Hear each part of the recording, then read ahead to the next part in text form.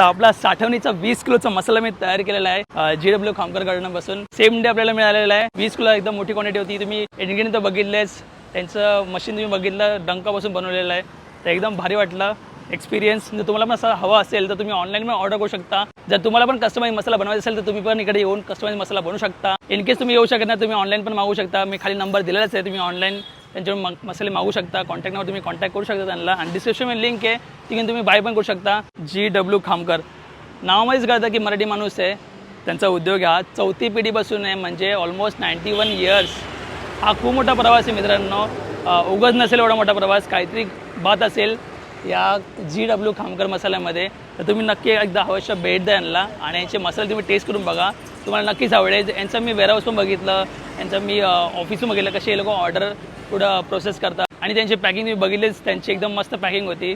All over India तुम्हाला भेटून जाईल मसाले. आणि तुम्ही कुठे